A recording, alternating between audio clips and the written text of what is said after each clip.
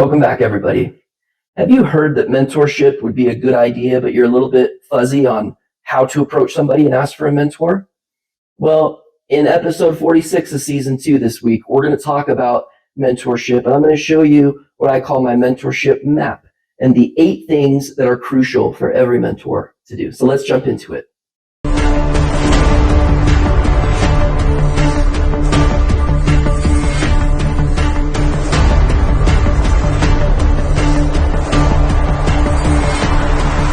Happy Wednesday, everybody.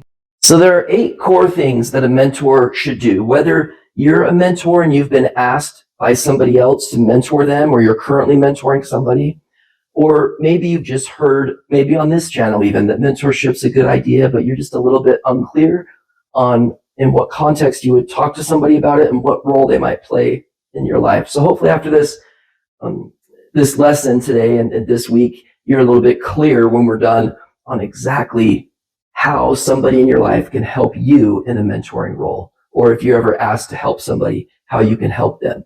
There are 8 core things that we're looking at in mentorship. Okay, we start with goals.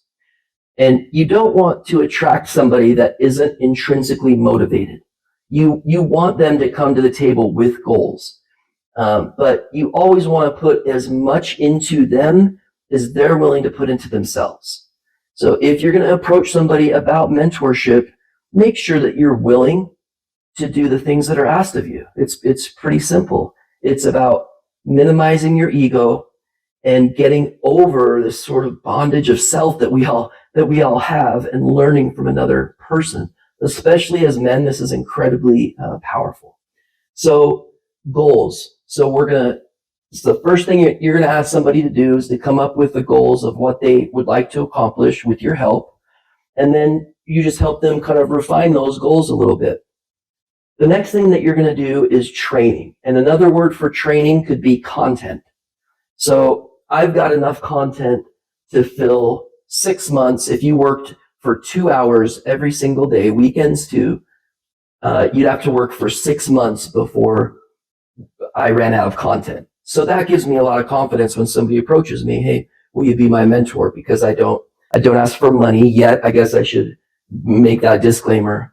But currently my life's in a good spot, and money isn't my biggest headache in the entire world. So I'm able to do it now. But giving them training, having something content wise that somebody can follow is super important. The next thing that you want to do is you always want to be motivating. And again, it's a core thing. It's an integrity thing. If somebody isn't motivated, then you don't want to work with them.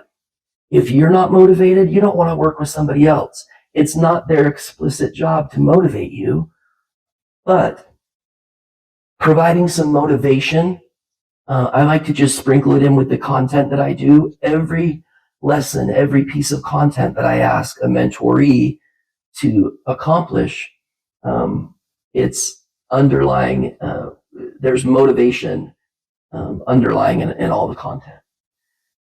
Advice is the next item. So you just want to remember that you're a human too. Just like the mentoree, as the mentor, you're a human too. So this is the part where you want to take off your mentor hat, you want to put on your friendship hat, and you want to shoot straight with them from a position of trust, but not mislead them or give them, pink cloud type stuff to subscribe to. The next thing would be success. And this is where you model you. This is where you really want to walk the talk. You don't ever want to put somebody through something that you haven't recently been willing to do. And I'm talking like last 90 days. There are certain exercises, such as the one that you saw last week, that I take super serious. And that's something that I'm active in doing. I spend an hour to an hour and a half at the end of each workday just working on me. I work harder on me than I do on anything else. And this is when it comes into play the most, is because I have something that a mentoree wants. And so do you. You just have to find those people. The next thing you want to give is direction. You don't want to control what they do, how they act, what they think, but you do want to kind of prod them a little bit in the right direction. You want to make sure that they understand how powerful they can be, and give them your experiences. Hey, I was in the same boat when I was X age, and I chose this direction, and this was the outcome. So I pivoted and I tried this direction, and this was the outcome. Then I pivoted again and found this direction, which is the direction that I'm going to encourage you to go down. It's using your experience, the experience that you've had in life to help other people.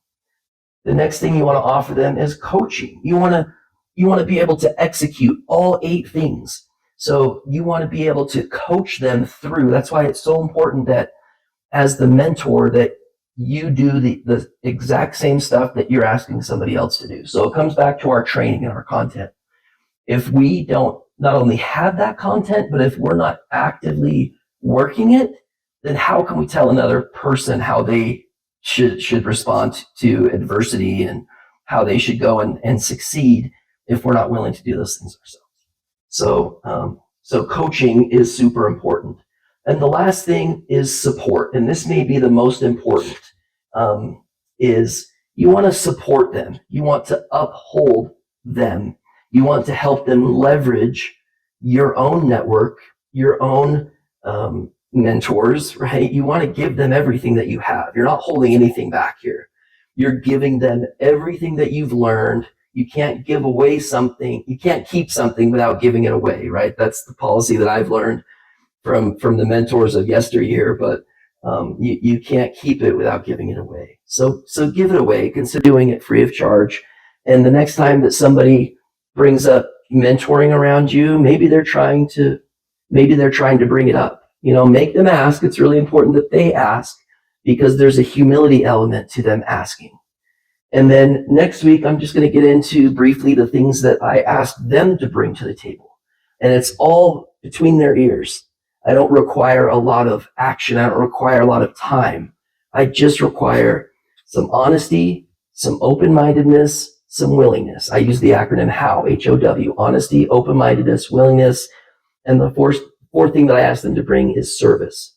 If they're learning good stuff from me, I want them to pay it forward, because there's karma in that. There's positive karma that will come back and help me in my own life and through my own obstacles. So anyway, I'm a recovering shame-based thinker, and my first response to people when they ask me to mentor them in my head is, what in the world do I have to offer them?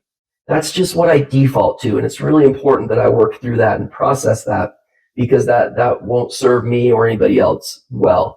I have to realize, hey, they're super sharp and they're asking for your help, and it's really important that you give them what you have and that you think deep about the content that you have or the content that you've observed other people teaching over the years.